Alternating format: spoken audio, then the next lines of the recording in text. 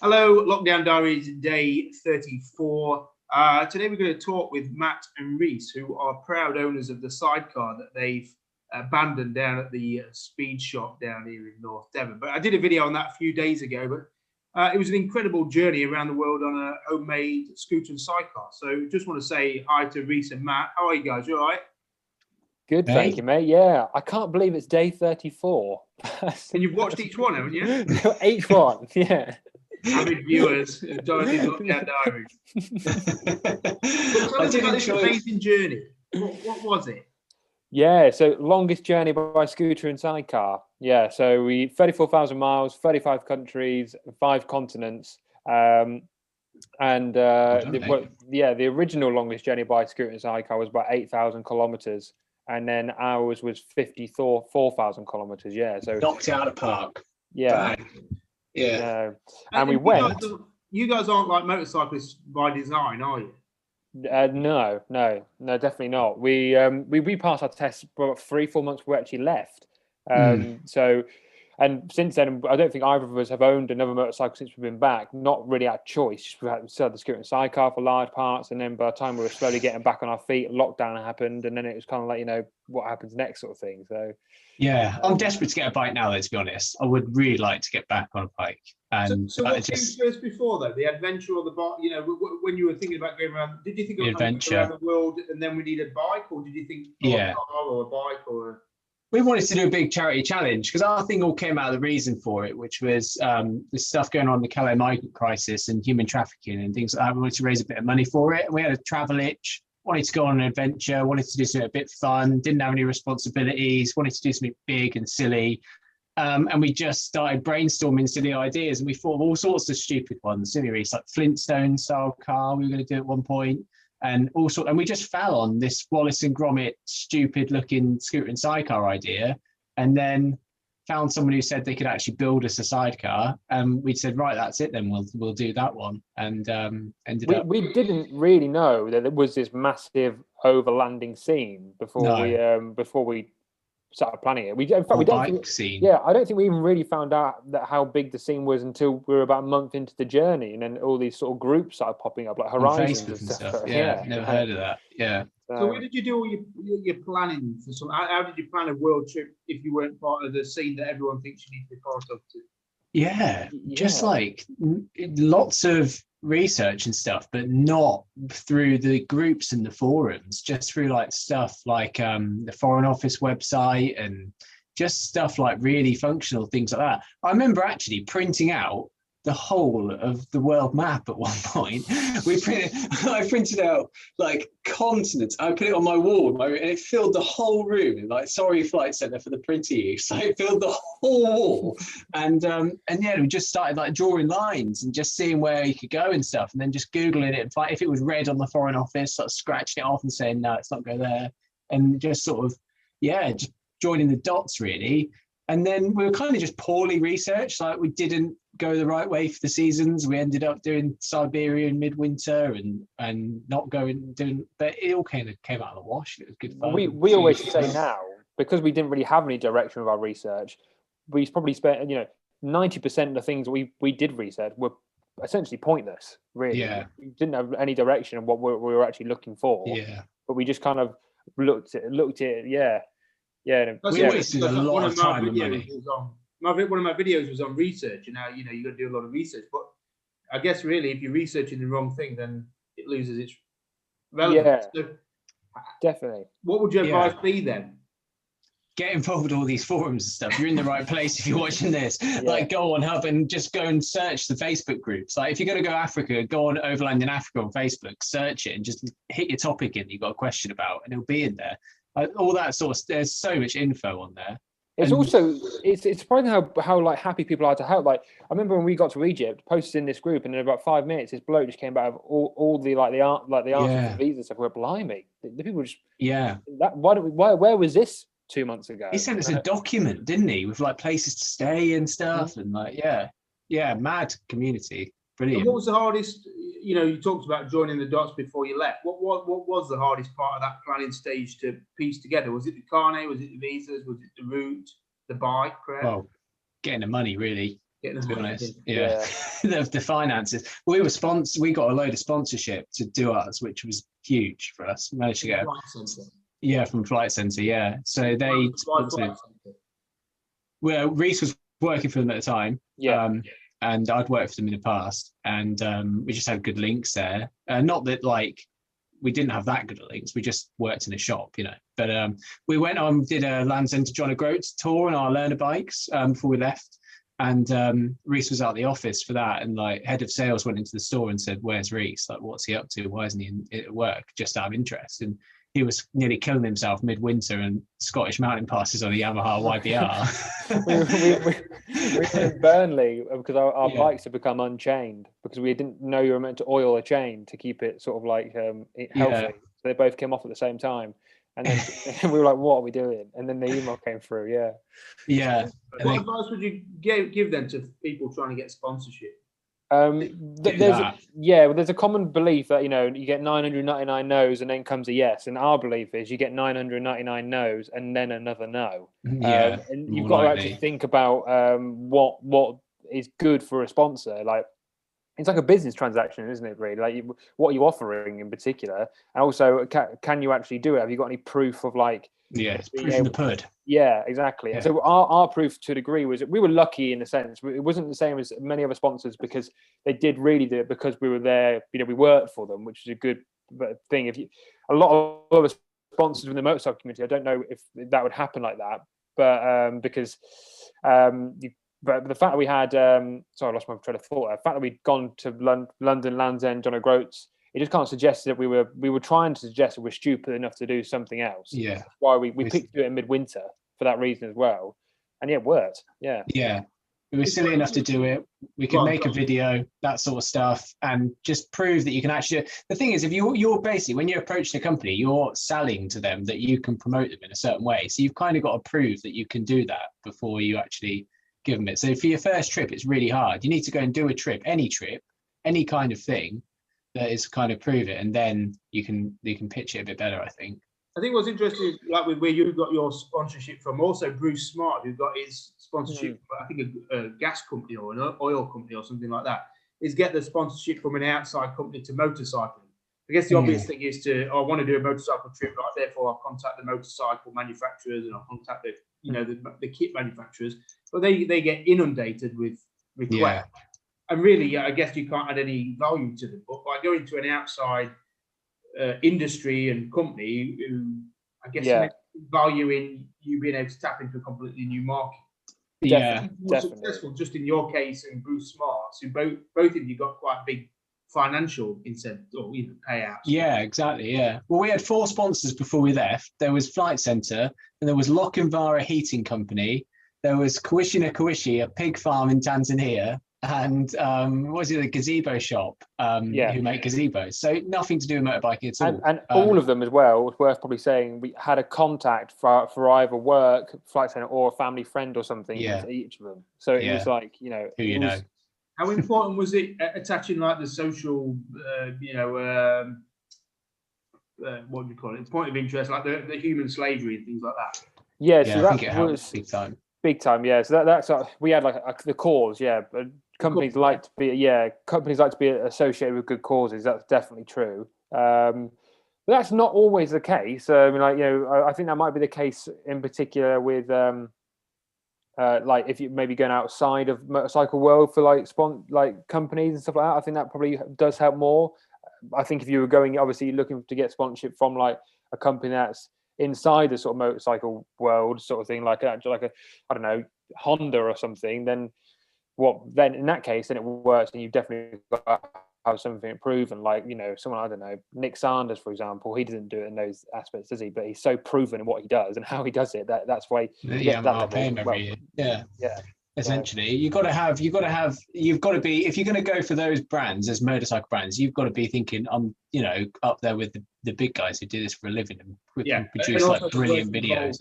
The work involved once you're out there to justify that. Yeah, that is the other thing, because even for us, I mean, so much pressure that you bring on yourself by getting those sponsors, and not because it's self-inflicted really, because if you're just like an honest person and want to do some good for them, like, because we were then sort of trying to constantly get grow our audience and tell people about our trip, and that was like a really big thing. Whereas if you don't want to spend like half of your time literally working on your PC as you ride, then you don't really want sponsors, I don't think. I think it's like a rod for your own back, isn't it? A little bit. Yeah. Talking about the bike again, what made you choose that SH300? So we always wanted to be a scooter. We knew it was going to be a scooter, and we'd researched all sorts of scooters. We'd looked at Vespas and whatnot, and all those options. And then at the time, there was sort of the big initial push of maxi scooters were starting to become on the scene with massive scooters, but they don't really, they don't really look like scooters. And we always wanted it to look like an actual scooter. And then Charlie, the guy who built the sidecar, when we found out he was going to build the sidecar for us, he knew much more about bikes than we did, because we didn't. And he said he'd done loads of research for us, and the only one he thought might be able to do it was the Honda SH300i. And it did. That's why I went, really. And it did do it. So brilliant bike as well. With the bike along the way, what were your common issues?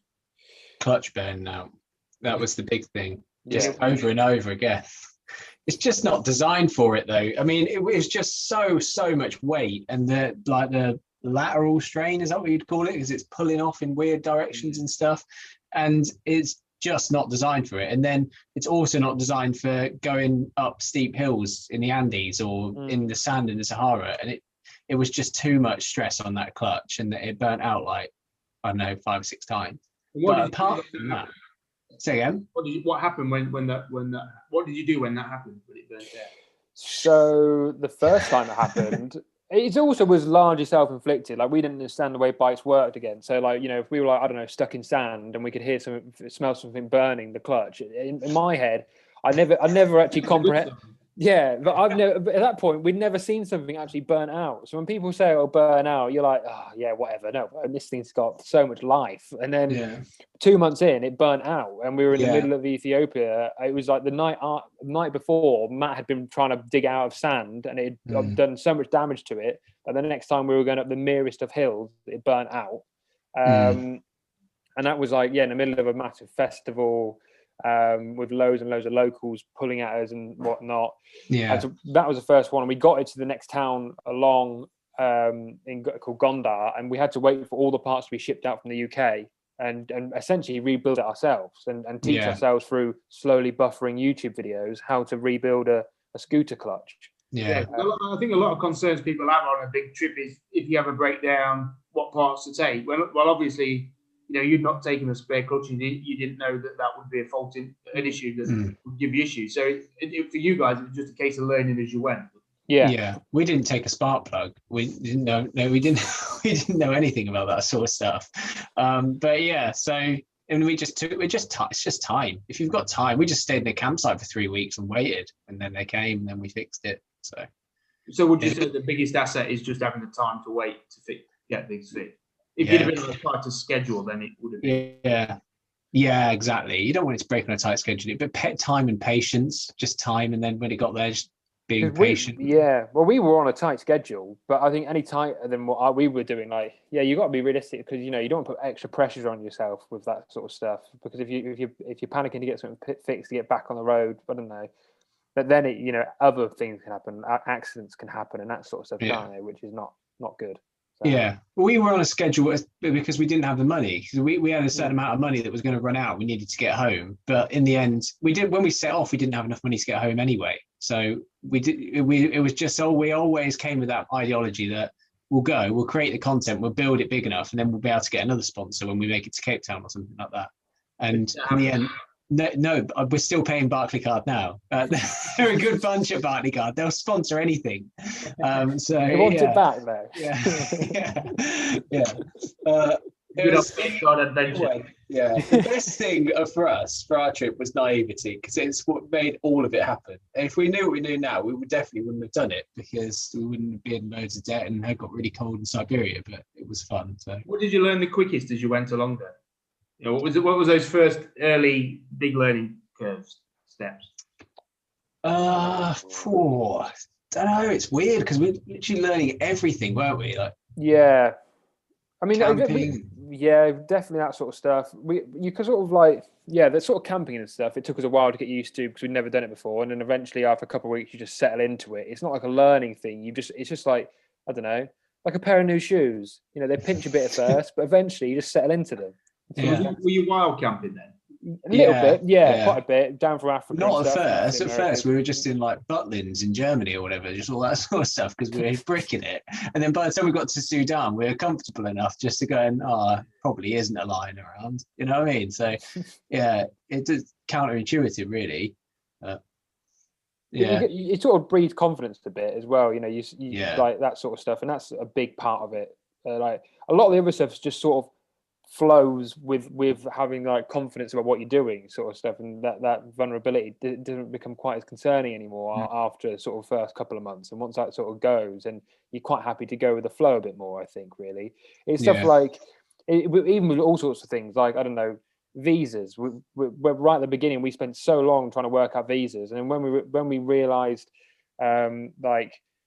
that it was impossible to plan because we didn't know when we'd be entering what countries and whatnot. We just thought we'd hit the road, and it sort of just all unravels as you sort of go, and it all sort of comes step by step quite easily. We found. Yeah. Going with the flow is what we learned the quickest, really, because our thing as well was about visiting charities in every country. That was what we'd set up. We was going to visit a modern slavery charity in every country we went on, and we soon became apparent that wasn't a thing we could do. Like, a lot of places just didn't have a dedicated modern slavery charity, or a lot of places just didn't have any interest in meeting us. We're just a couple of idiots, and so we couldn't do that everywhere. And at first, that was like big pressure because we're like, Christ, we're not doing what we actually said we were going to do here. But I think like just getting like it was never going to work exactly as expected, exactly as planned. So I think it was just like getting used to that, and then it was easy, really. What about life on the road? Is it what would be a normal day? And would it be as exciting as, you know, when you show photos and videos? Very exciting. It's not. Yeah. It's. I mean, it's great. It's. I mean, but again, because of it's a thing with sponsorship and whatever, it does change the game a bit. Like, you know, we would on a scooter sidecar because the challenge part of it, you don't cover as much ground as quickly. So, you know, we were driving. If we were on a driving day, you'd be on the road at 8 a.m.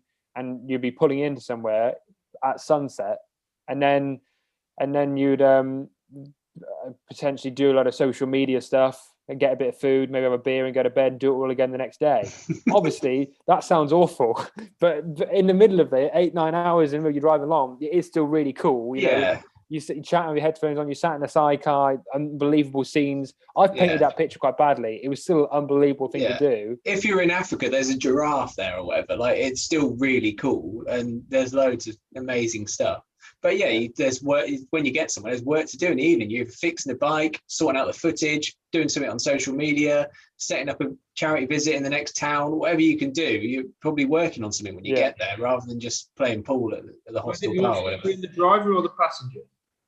Say again? Is it more fun being the driver or the passenger? Weather driver, dependent, isn't it? Yeah, probably driver though. Really. Yeah, generally you wanted to drive, but if it was shitting it down, but it was also cool, right? Like, you know, if you're like, you know, afternoon after a bit of lunch, whatever, just sat in a sidecar in Africa, just cruising along, just staring at you like, this is nuts, or an insane thing to be doing, you know. So that sort of side of things is like, it's great, yeah. So, and when we got a bit more comfy with it as well, and a bit more comfy, you know, not wearing all the padded gear the whole time and stuff like that, you could chill out in the sidecar. But like in the States, probably put your feet up and just sort of have a nap and chill out a bit. But when going through the Sahara, we were still wearing all of our gear because we were scared.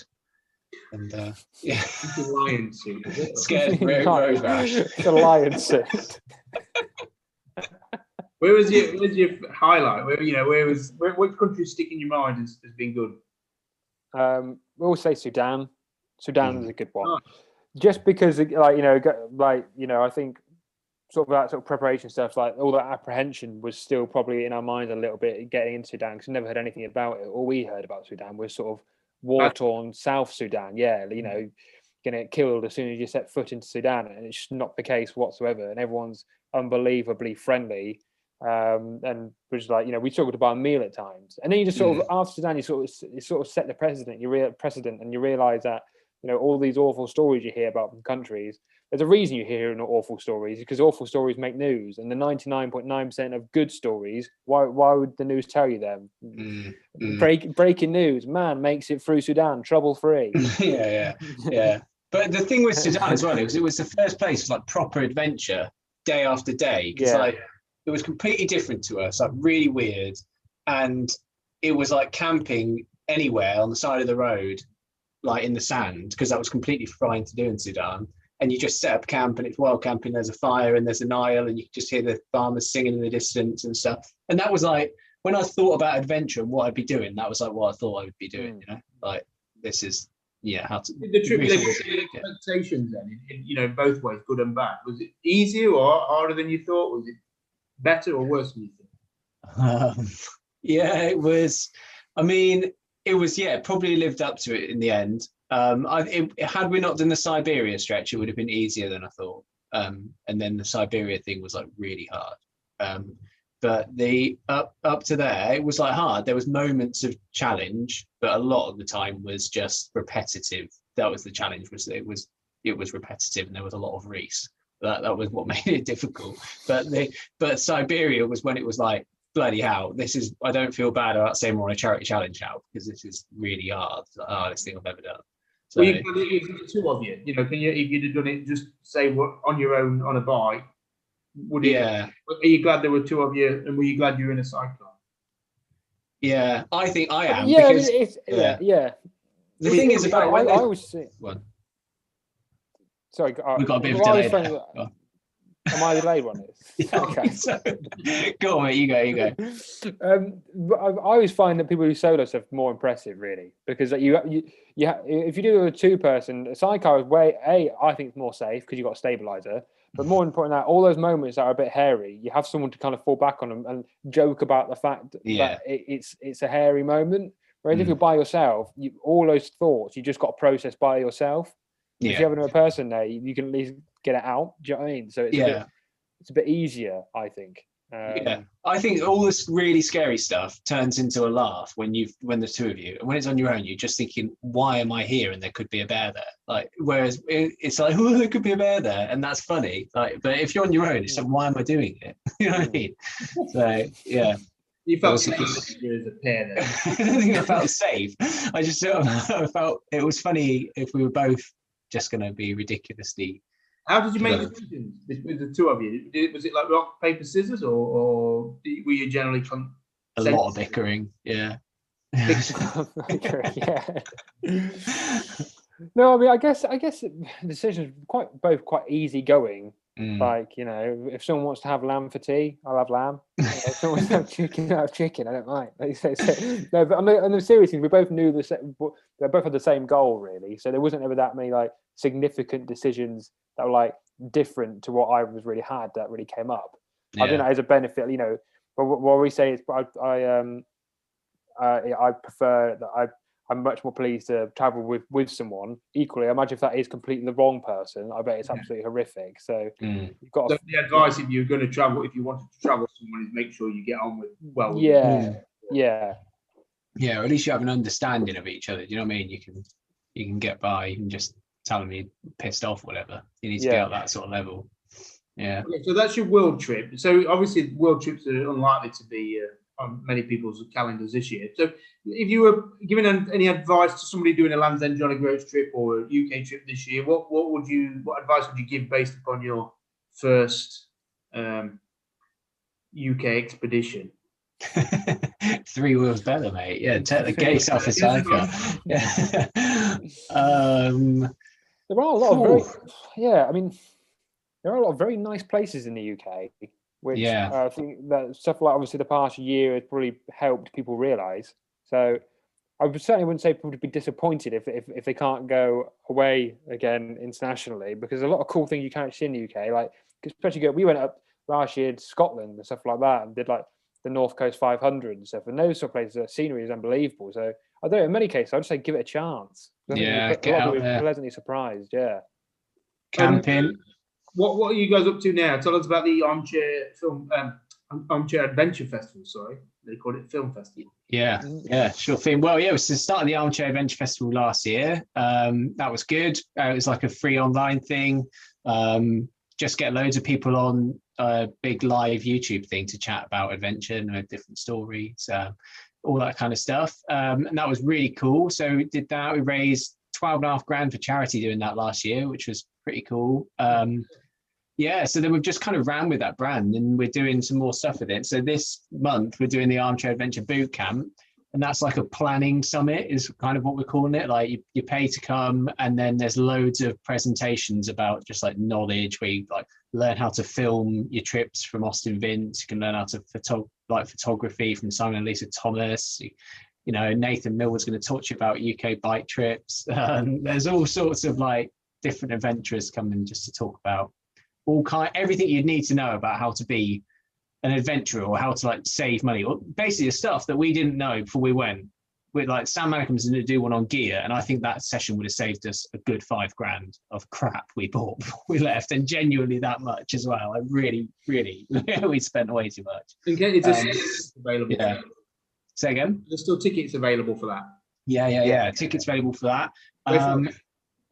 Armchair Adventure Boot Camp, and then get on there and use the code. What is it? Nathan Millward. Nathan Millward, 10% off. Yeah, get 10% off of that. Yeah.